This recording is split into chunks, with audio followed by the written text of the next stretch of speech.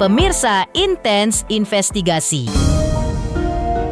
Haru dan menyayat hati, agaknya dua kata inilah yang seolah pas untuk menggambarkan kegamangan hati seorang Ruben Onsu di tengah riuhnya gelombang opini dan simpang siur berita yang menghantam rumah tangganya.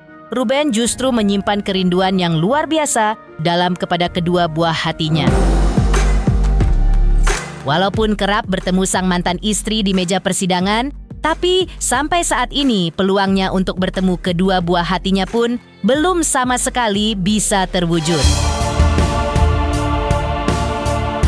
Lantas, bagaimana cara Ruben untuk mengobati sedikit kerinduan di tengah perjuangan hukum yang melelahkan ini?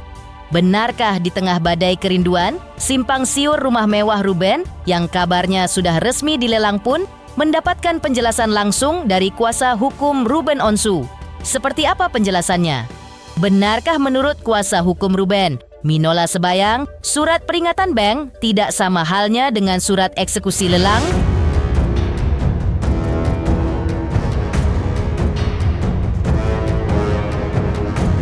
Pemirsa, bersama Intens Investigasi, kami hadirkan kabar terkini, terpercaya, dan teraktual. Tetapi sebelumnya, jangan lupa untuk like, subscribe, dan juga share channel YouTube ini.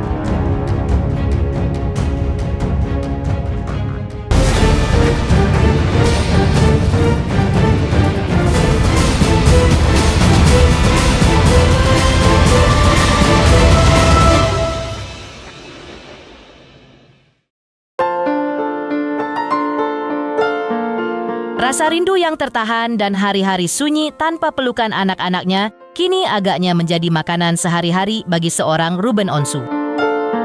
Di balik ketegarannya menghadapi badai perceraian, ternyata tersimpan kerapuhan seorang ayah yang begitu merindukan darah dagingnya.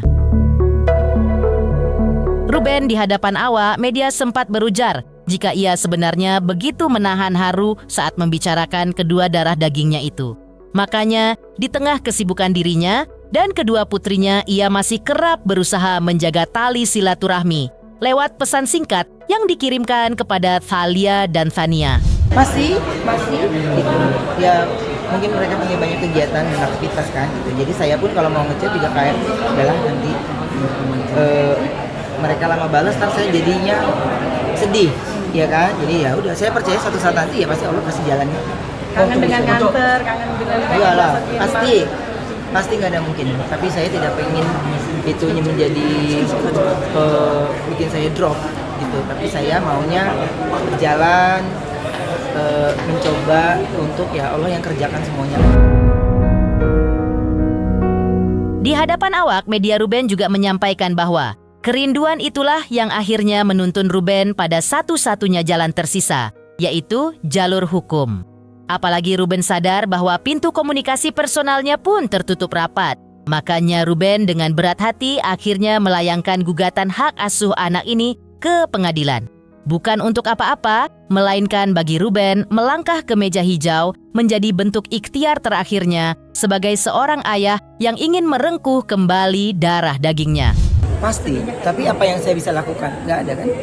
Semuanya udah salah satu ke pengadilan itu menjadi salah satu usaha saya aja. Udah, itu doang gitu. Tapi kan segala hal pemberitaan ini akhirnya menjadi konsumsi semua orang. Ya itu sudah saya tahu konsekuensinya. Tapi ini pun dalam proses gitu ya, dalam proses. Saya yakin banget nggak ada permasalahan yang nggak ada jalan keluarnya. Makanya saya bilang, berikanlah waktu untuk sama-sama melembutkan hati, melunakkan hati gitu. Kalau nggak akan selesai. Saya pun inginnya semuanya berjalan dengan lancar, selesai dengan baik gitu. Tidak over ya? Iya, tidak over kemana-mana gitu. Sementara itu, menyikapi polemik yang kian melebar kemana-mana, Ruben Onsu menegaskan kembali bahwa niat dasar dan tujuannya sejak awal sangatlah sederhana, yaitu ia tidak pernah berniat memperpanjang masalah atau mengumbar aib rumah tangga ke hadapan publik. Bahkan, saat proses perceraiannya pun sempat bergulir, Ruben lebih memilih diam 1000 bahasa karena ia memegang prinsip bahwa urusan rumah tangga adalah sebuah aib yang tidak layak diumbar. Bagi Ruben, ia hanya ingin haknya sebagai seorang ayah untuk sekadar bertemu dan menghabiskan waktu bersama anak-anaknya dapat terpenuhi. Kalau itu mungkin bukan kapasitas saya untuk menjelaskan, tapi saya hanya bilang di sini koridornya saya mau ketemu anak, titik. Udah itu aja. Saya nggak berpikir sampai sepanjang ini gitu. Jadi kalau ada yang bilang, ya lu makanya jangan perpanjang lagi, ya nggak bisa. Justru ini kenapa akhirnya jadi meradang karena kebanyakannya diam. Kan coba deh teman-teman perhatiin, dari zaman gue cerai ada nggak gue mau ketemu kalian? Karena itu aib, nggak baik itu. Jadi menurut gue ya ketika gue harus ketemu sama kalian ya gue tanya, ya lu tanya ya gue jawab gitu. Jadi gue mungkin salah satu orang yang kalau gue nggak ada apa-apa pasti gue mau di interview. Hanya sedikit yang saya lakukan untuk bertemu dengan anak aja gitu. Jadi kan lu tinggal ketemu sama anak, lu tinggal ya lu ngomongnya gampang deh, gue capek ngulang-ngulangnya. Dan terkait berbagai tudingan miring, mulai dari isu perselingkuhan hingga gosip lainnya yang terus dialamatkan kepadanya, Ruben mengaku kini sudah tak ingin lagi menanggapinya secara langsung.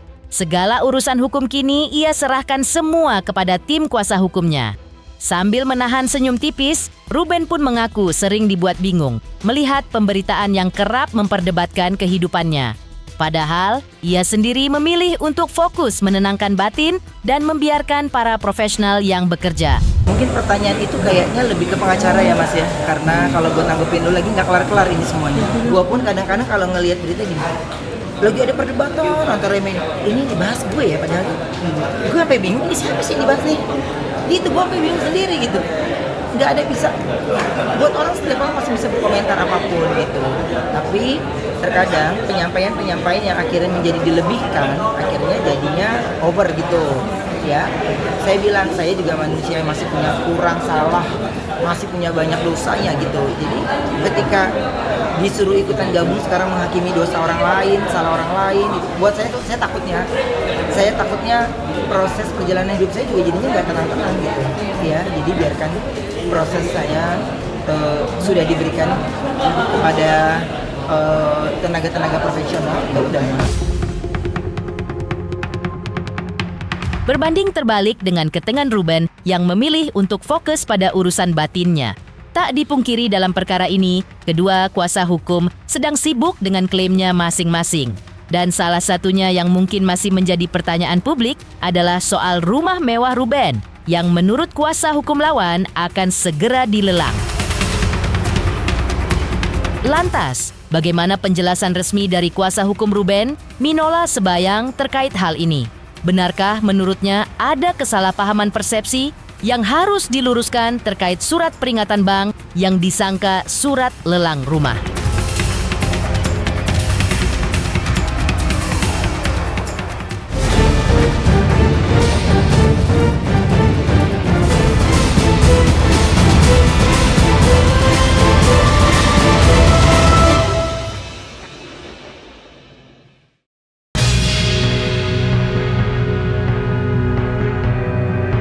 Menelisik kembali kisru harta benda keluarga Ruben Onsu yang sempat memanas beberapa waktu kemarin. Menanggapi hal tersebut, hal ini kembali diluruskan secara mendalam oleh sang kuasa hukum Minola Sebayang. Kali ini Minola secara khusus membedah regulasi dan tahapan hukum perbankan agar masyarakat tidak salah kaprah memahami arti dari surat peringatan bank. Dengan sangat detail, Minola menjelaskan bahwa proses lelang tidak semudah yang digembor-gemborkan. Tahapannya menurut Minola, dimulai dari bank yang harus mengajukan permohonan resmi kepada Kantor Pelayanan Kekayaan Negara dan Lelang. Setelah itu, KPKNL akan melakukan penelitian berkas dan persyaratan hukum selama kurang lebih 7 hari. Pada kesempatan hari ini, saya ingin menjelaskan tentang bagaimana mekanisme dan regulasi lelang. Yang pertama adalah bank itu akan mengajukan permohonan kepada KPKNL untuk dilakukan lelang atas satu objek jaminan. Yang kedua adalah KPKNL itu akan melakukan penelitian atas segala persyaratan itu sesuai dengan aturan hukum dan jangka waktunya paling lama adalah 7 hari.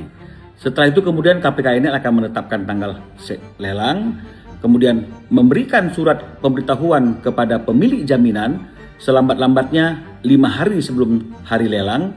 kemudian mengumumkan kepada masyarakat terkait dengan akan diadakannya lelang sesuai dengan ketentuan yang diatur dalam PMK 122 tahun 2023. Jadi ada surat lelang yang akan diberikan oleh KPKNL.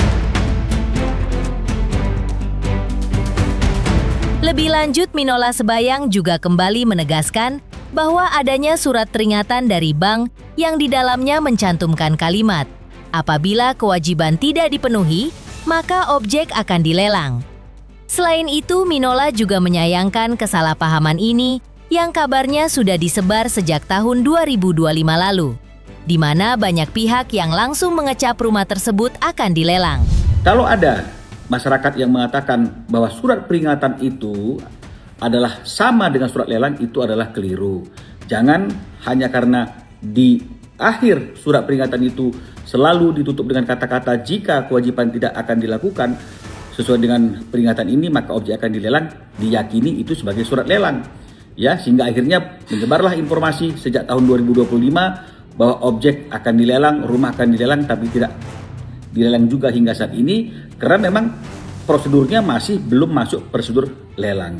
Jadi semoga informasi ini bisa memberikan pemahaman dan pengetahuan dan berguna bagi kita semuanya.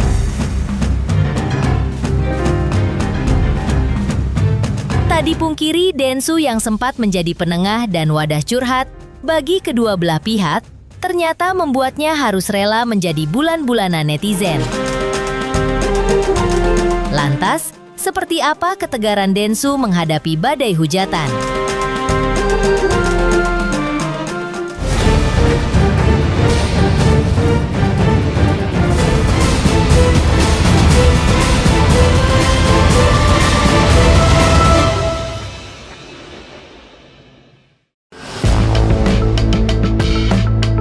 Di sisi lain, di tengah permasalahan ini tak dipungkiri badai hujatan sempat menghantam podcaster Denny Sumargo. Usai sukses menghadirkan Sarwenda dan pihak kuasa hukum Ruben Onsu di podcast pribadinya, Densu kembali menjadi sasaran empuk amukan para netizen dan fans fanatik dari kedua kubu. Menanggapi gelombang bulian tersebut, Denny Sumargo menanggapinya dengan kepala dingin. Sebagai media, Densu juga merasa punya tanggung jawab moral untuk memberikan ruang berimbang bagi kedua belah pihak. Makanya ia menyadari apapun yang ia katakan pasti akan menuai pro dan kontra. Namun di atas segala hujatan yang ia terima, Densu hanya menitipkan satu pesan tulus. Ia berharap perseteruan panjang antara Ruben dan Sarwenda ini bisa segera menemukan jalan kebaikan dan akhir yang damai. Nggak apa-apa, itu konsekuensi. Gue bisa mengerti kalau memang itu pasti akan terjadi. Dan dari awal sebelum gue mempodcast dua belah pihak pun gue tahu itu pasti akan terjadi. Itu udah tahu resiko yang bakal ditanggung nanti ketika nimbrung kasus ini ketika lu podcast ini. Udah tahu. Tapi kan gue harus terus berjalan sebagaimana gue sebagai media aja. Gue tahu apapun yang gue katakan pasti ada yang nggak suka, ada yang suka. Dan itu konsekuensi yang harus gue terima. Tapi message yang gue sampaikan adalah gue coba untuk bisa sebaik mungkin untuk mengundang dua belah pihak supaya berimbang. Kalau masalah siapa yang menang, siapa yang kalah, itu kan kembali kepada jalannya masing-masing. Tapi kalau gue pribadi, gue berharap kedua belah pihak bisa menemukan kebaikan dalam masalah ini.